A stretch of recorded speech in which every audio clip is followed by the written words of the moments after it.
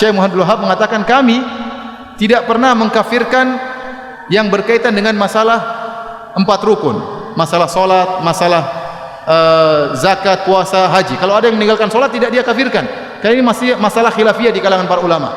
Yang kami kafirkan hanyalah yang berkaitan dengan syahadatain, kalau orang terjerumus dalam kesyirikan. Itu pun beliau mengatakan kami menjelaskan tentang masalah ini syirik, ini kekufuran, ataupun memvonis itu masalah lain.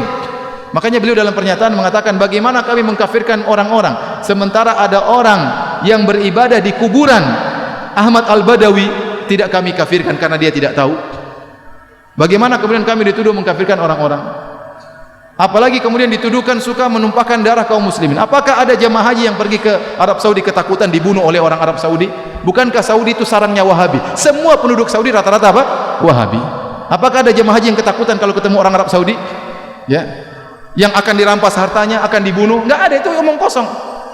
Kalau dia menuduh bahwasanya Syekh Muhammad Abdul Wahab melarang untuk ziarah kubur, tidak benar. Kita suruh ziarah kubur, yang tidak boleh kalau minta kepada penghuni kubur. Ya. Dilarang bersolawat. Saya bilang kita tiap hari bersolawat. Allahumma sholli ala Muhammad sallallahu alaihi wasallam. Berulang-ulang dalam ceramah kita bersolawat. Ya. Yang dilarang mungkin solawat yang mengandung mana-mana kesyirikan, itu yang dilarang. Adapun kalau solawat yang sunnah silakan. Ya. Oleh karenanya seorang berhati-hati tatkala memberi tuduhan yang tidak-tidak, ya, karena termakan dengan provokasi sebagian orang. Kalau dia nuduh Syekh Muhammad Abdul Wahab dengan tuduhan yang tidak-tidak, ingat dia akan disidang oleh Allah pada hari kiamat. Kita kalau nuduh orang tidak benar, kita akan disidang berhadapan dengan Syekh Muhammad bin Abdul Wahab, dan hati-hati jangan-jangan pahala kita diambil oleh beliau seluruhnya. Karena kita tuduh dia dengan tuduhan yang tidak-tidak.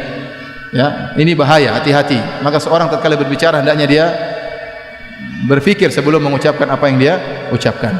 Dan saya katakan bahwasanya kita bersabar kalau dituduh yang tidak-tidak, yang penting kita menjalankan sunnah. Dan ingat, kita tidak ada yang mengkultuskan Syekh Muhammad bin Abdul Wahab. Syekh Muhammad bin Abdul Wahab rahimahullah hanyalah seorang ulama yang bermadzhab Hambali. Dan dia bisa salah, bisa benar. Kalau salah kita tolak, kalau benar kita ambil. Dia sebagaimana ulama-ulama yang lain, bisa salah, bisa benar. Makanya dalam kajian-kajian kita juga hampir tidak pernah kita bilang berkata Wahabi, berkata Muhammad bin Wahab, tidak pernah. Saya yang sampaikan dari apa saya ucapkan. Perkataan Syekh Muhammad bin Wahab tidak ada saya ucapkan, tidak ada saya nukilkan. Ya, hampir tidak pernah. Kita sampaikan perkataan para ulama, perkataan ahli tafsir, siapa saja. Maka jangan kita berbuat zalim terhadap seorang pahlawan seperti Syekh Muhammad bin Wahab. Beliau adalah pahlawan. Dengan jasa beliau berdirilah kerajaan Arab Saudi. Dengan jasa beliau berdirilah kerajaan Arab Saudi. Yang sekarang kita bisa merasakan kenikmatan adanya kerajaan Arab Saudi. Ya.